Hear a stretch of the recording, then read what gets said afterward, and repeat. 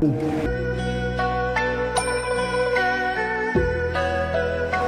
morning. Hello, Mr. James. How are you? I'm okay. Good, good. My pleasure. Yeah. Welcome to Nano Temple. Okay. I'm glad. It's amazing that a black man is going to take us through Chinese cultural experience. Yeah, things happen. Yeah. Okay, so let me take you to our meditation hall first so that you can see what we do on meditation retreat. Okay. Okay, let's go.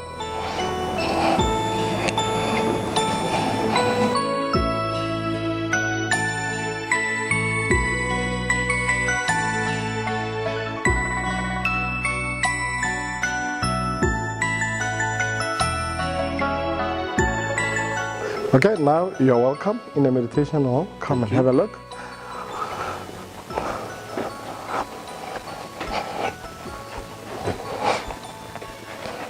Okay, so this is how the meditation hall looks like. What we practice here is called Zen meditation.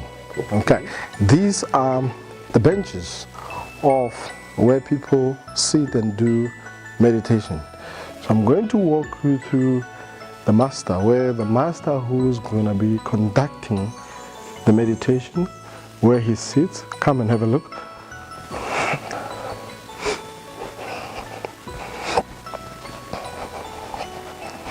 Okay, so here you can see that's where the master who's conducting the retreat, he sits here. Sometimes he's got an assistant next to him who will sit here. All right, so this is for the participants. Meditation is open to everybody. Okay, and we've got levels of meditation. For those who are not really good in meditation, we have to start them to teach them how to meditate. So we call that level 1. It's called beginners retreat level 1. So they start in a good level with a good foundation. They do same meditation, but now their time is a little bit shorter because they cannot sit long. They are not yet in good shape of sitting long. So for those who keep on practicing, coming again, they'll be upgraded to level 2. So level 2 is different from level 1 because there's where does the one return to? Okay, so you need to find yourself, where do you return to? Where does the one return to? Yeah, so it's a big question. Yeah, it's a big question. Yeah, okay. So this one, Mr. James, you can try. You can try. Okay. You can try to sit. Okay. And have you learned meditation before? No. Okay, we tell you how to sit. Okay. You sit, your bums must be here. Oh, yes. Okay. Okay. And when you sit, when you sit, I know you're wearing a trouser. Sometimes we need comfortable clothes, but it's fine. You just put your legs like this. You can put one here, one like this, and then you hold it like this, and then you pull it down a little bit, and then you pull this one out a little bit inside. Yeah, your legs are still stiff, but with time you'll be okay. And you don't have to be to touch the back. You don't kneel against the wall because the more you relax, the more you fall asleep. So we need your mind. Your mind is very, very important. And this is how you sit. You have to put your hands like this. And then you sit straight, you face in front. It's like you are facing me, but you close your eyes a little bit and then you sit like this. And then you have to be comfortable and relax. You don't think of any of your troubles. The only thing you think of is, where is your mind? You have to understand where is your mind. So that's meditation. But for you, because you are not yet good, then we give people like you this bench. Okay, you can come and sit in the bench. We give you the bench, and with the bench, because you are not good in meditation, so you have to do like this. You know? You have to do like this, and then you sit like this because you're not yet good. So you sit like this, and then you relax.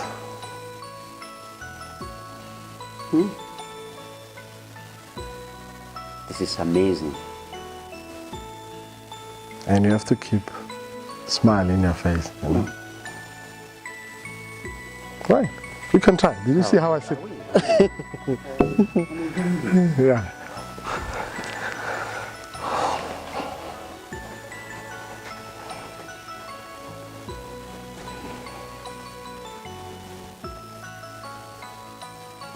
Really? Yeah. I can feel it. Good.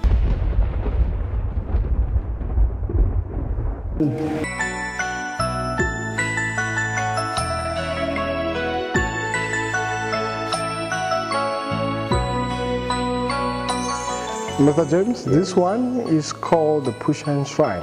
When we're talking about the shrine, we're talking about the temples now. The temples, So okay. come and have a look at the temple.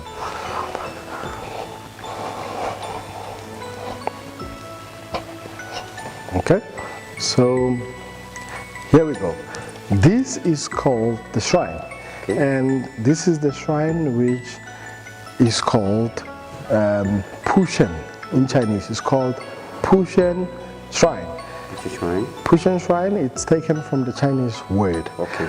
But we have a word in Pali and Sanskrit, it's called Samanta Patra.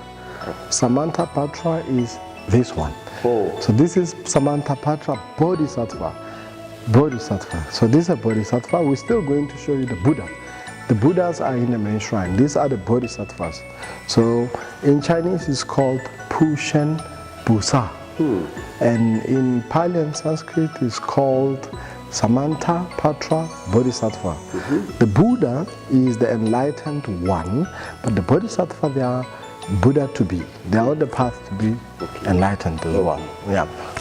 So that's the difference between the Buddha and the Bodhisattva. Okay. So this one is called the Pushan Bodhisattva, and you can see he's sitting on top of the white elephant. And this white elephant is got 6 tusks. Can you see those tusks? There's 3 tusks this side and 3 tusks this side.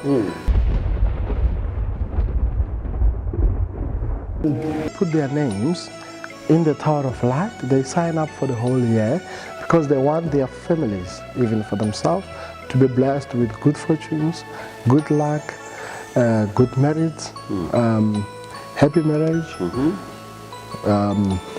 good health, wish fulfilling, and so on. You know, so this is for the good cause. So people put their names there, and other people might put their names also on top there. As you can see, the light. This all is called the Tower of Light. So this is, you can see, this is the swastika. Okay. But look at this swastika. You see, it's not the same as the Nazi one. Can you see? You remember the German? They've got this kind of swastika. Yeah, it looks like a German swastika. But it's not the same, eh? Look at it very clear. It's not the same. This swastika is different from the Nazi swastika. Yeah. If you look at this one, it's like a plus sign. The other one is like an X. Yeah, you're correct. Okay. Yeah. And it will be opposite of this one. Okay, yeah. Okay. You're correct. Yeah. So this is a Buddhist swastika. It's not the German one. You always find it in the Buddhist temples. Okay. Yeah. And also in Chinese language, they also have this character as well. Yes, they you're also correct. have this character. Okay. So this one here, it's a drum and a bell. Okay.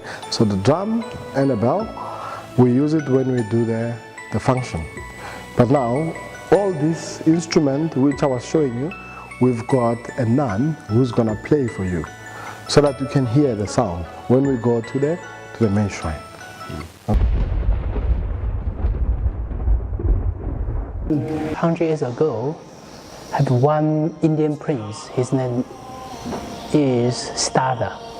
It's this man. He make vow to discover the truth of the universe. So after the 19 years self-cultivation and visit all the spirit master around India in that time. So after the 19 years practice, under the trees we call the Puri trees, he discovered the truth of the universe. So we call him the Buddha. The Buddha means the awakened one. The awakened one. That means he awakened the truth of the universe, and he going to propagate the truth around the universe. So we say he is the name of Buddha. So that's the Siddhartha, and we call the Sikamoni Buddha. He is the origination of this belief. So he stayed in, after he became a Buddha, and he propagate the Buddhism, the truth around the Indian for 49 years, and after he passed away. So after he passed away, his teaching is be passing down by generation. So now we call it Buddhist belief. Okay, and how the Buddhism belief from the Indian spread to China, because we have many patriarchs. One generation by one generation bring the teaching of Buddha to China and be translated by Chinese language. But more important, especially in Chinese Buddhism, we call Zen or we call the Chan school. That is more mainstream in the Chinese Buddhist belief. And this main belief streams we call the Chan school. Or in Japanese, the language we say Zen, but actually in Chinese we say Chan. And this school is the first patriarch, we say Bodhidharma. The first one bring the belief come to China and passing down by one patriarch till now. In this, now we have 48 generations. So my master, Venerable Master Xing Yun, the founder of all the group, he is a 48 patriarch for this generation. And so we all his disciple. So the origin.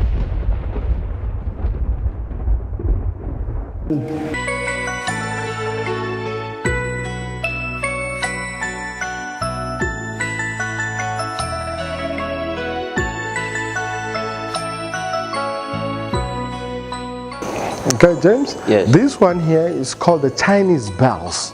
This is a musical instrument. You might not know that it's a musical instrument. So it's called the Chinese bells. I'm going to play for you just to demonstrate to you how it sounds like. Okay? Yeah. So I'm gonna go that side and you can listen to the sound. It sounds so beautiful. Okay. So this one, these are the sticks. Okay? We use these sticks to play these Chinese bells. This one here. This top one, we use the small one. Okay. So when we play here, this, it's a gong. It will go like gong, gong, gong, gong, gong. And this musical instrument was played plus minus 2,000 years ago in the emperor's court in China. Okay. So I'm going to play this one, and I'm also going to play that one. But the beautiful thing about this one, when we play there, you'll hear a certain beautiful sound of Western, like do, re, mi, fa, sol, la, ti, do. Yeah. So now here you'll only hear the gong, like it goes like, and it will go like. See?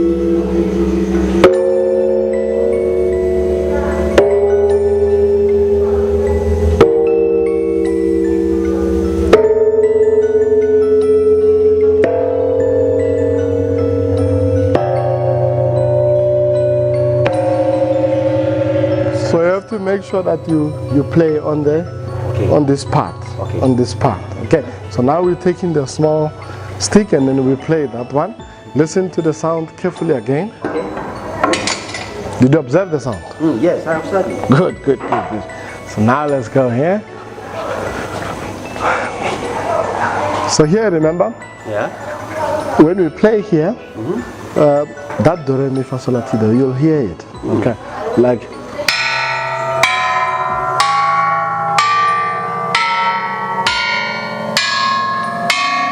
Did you hear something? Yes, yes.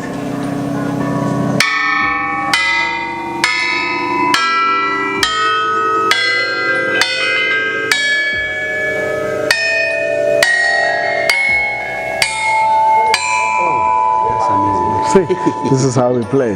That's amazing. Beautiful. I enjoyed this. Yeah, the Chinese bells. Okay. Yeah. So this was played 2,000 years ago in China. Yeah, this is the story here. This is the story here. You can take maybe a picture. You see, this is the Chinese bells, a replica of original instrument that was played in the emperor's court, dating all the way back to the Han Dynasty in China, roughly 2,000 years ago. Yeah. As you can see, they have no internal ringers. They were played using two large wooden poles or staffs. more than one musician will have to play at one time. So this is how it sounds like. Okay.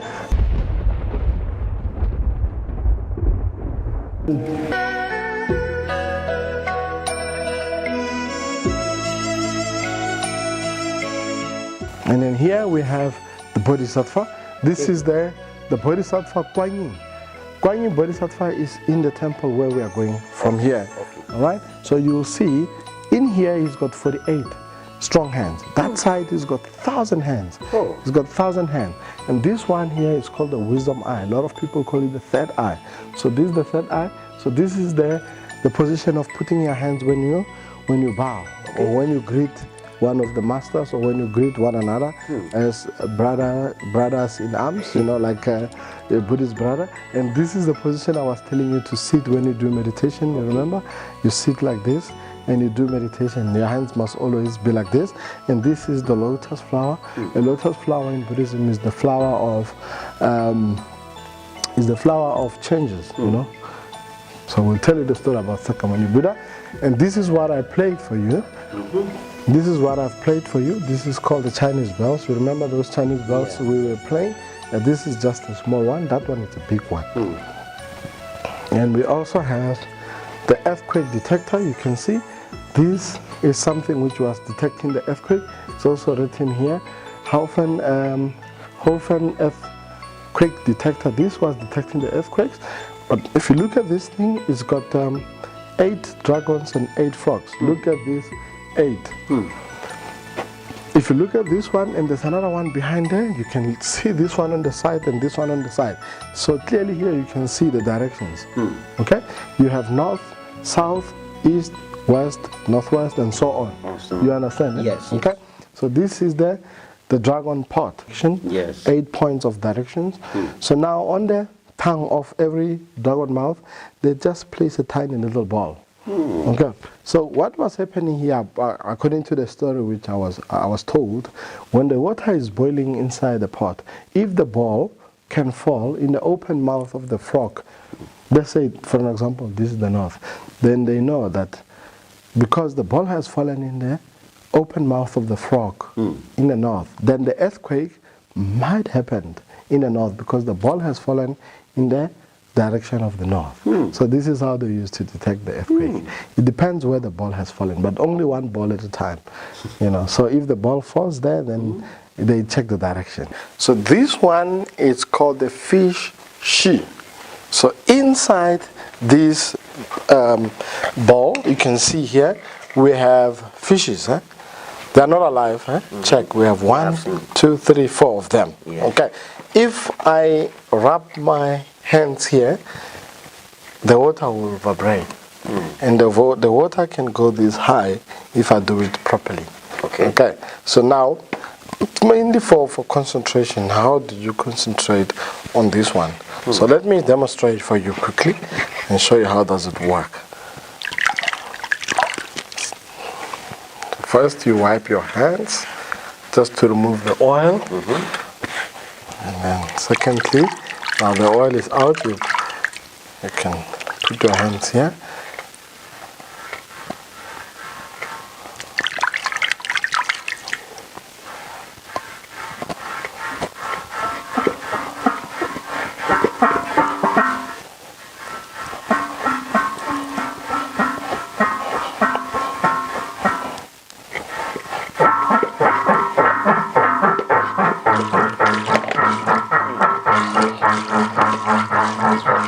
Yeah, so this is how you do it.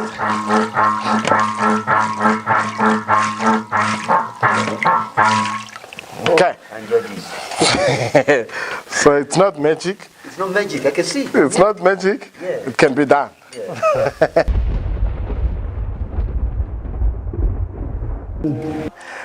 Normally, ordinary people like me and you can use the side one, not the middle one. The middle one is used by the monks and the nuns. Okay, let's go. This is the incense burner. People, when they come here, when they want to burn the incense, they burn the incense and put it here. Some they can burn them inside as well. Okay. Why people burning incense is just to make their wishes, like make wishes, or you want to pray or whatever. But the main important thing is when you want to make your wishes and a prayer. Oh. Okay.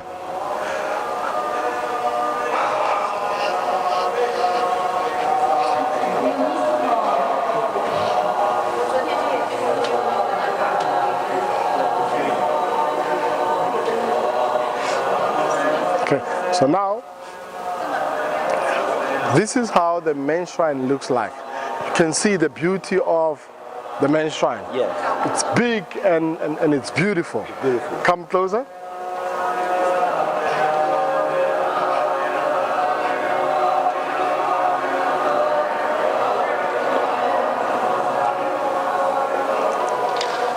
Okay, so let's look at the temple itself. So you can see that the temple it's big. Yes. It's very big. We mean the space itself, it's big. So that's why it's one of the biggest temple in Africa. We mean the shrine, the space of the shrine. Okay, and you can see the big, the Buddhas as well. The statues of the Buddha, they're also big. Okay, and with the temple we allow visitors to come to the temple to burn the incense and to do offerings and also to make their wishes. It's open from Tuesday to Sunday. It's open to the public. You just walk in and you go in the reception there, you get the incense, then you can put wherever you want to put. You can put in this Buddha here. This Buddha is called the Amitabha. You can put in front of him. You can put also in this Buddha, it's called the Sakamuni Buddha. You can also put in this one, it's called the medicine Buddha. Okay, and these things we call them the cushions, as you can remember. These cushions in front, 1, 2, 3, it's for you when you want to kneel down or when you want to do the bow. Those ones behind there, you can see how they sit. It's for meditation. If you want to sit in a meditation where you can sit and do your own meditation. And we also have the chairs and the chairs and tables over there. I'm going to walk you in there and just to show you what we do as well. There what we do, we write the Chinese characters. Okay. It's just to trace the Chinese characters, especially for kids. Like I can see there's one child who's busy there writing. Let's see what she's doing. So here you can see the Chinese characters are already written. What she's doing, she's just tracing on top of the characters which are already written. Okay, the aim of this for kids and for adults is just for you to keep yourself busy, but not in a case of being busy as well. It's the case of other people when they come inside the shrine, they don't know about meditation, they don't know how to sit and meditate. So the only thing which it can keep their mind concentrated and focused, they take these characters. By taking these characters, start to trace. Your mind is coming back together now. You are relaxed and it's you and the concentration of the painting or the concentration of tracing these characters. You remember that if you don't concentrate, you're not gonna write properly. Yes. But the more you concentrate, the more you can trace properly. And as you can see them, they are not easy to be written. Eh? You can see them, they are not easy to be written. And as I can see this young girl, she have traced them very accurately. Look how beautiful it is. Okay, and all these Chinese characters, they're coming from the sutras. These are short sutra and mantras from the sutras. Okay, thank you very much. All right. Okay. These are the lamps which people put also for blessings. Eh? Blessings. Yeah. So this one you can see that these people they've put for peace and happiness. Yes. And here they've put for good affinities brings good fortunes and peace and happiness as well. So you take this thing here, it's sticker, you go there and then you write your name. Maybe you can write your family name, like Sipo family, and you put it here and it will burn for 7 days because there's an oil inside. Oil. Yeah. What kind of oil is that? Paraffin. It's not paraffin, it's a certain oil. Okay. They bought this oil and they put it inside here. So this oil can burn for 7 days. So in that 7 days you'll be blessed. Oh. Here we also have another one which says our whispering virtues and ocean of prosperity. So inside here. Okay. As you can see inside there, many of them, we put it inside here. Okay. Okay. It remains in the temple as a form of blessing. Oh, good. Okay.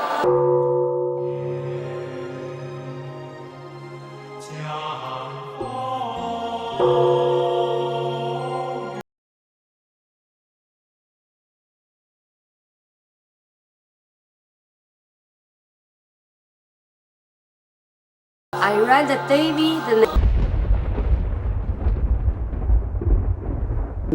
The half the this empty, this empty, this empty, this empty, this why？ 这个就是表示佛门里面的6度，它有6个法门，有6度，所以我们的鞋子都会挖6个洞。Okay, these shoes, they've got those 6 spaces because of they call them Arahat shoes. This is called the 6 perfections. 6 perfections.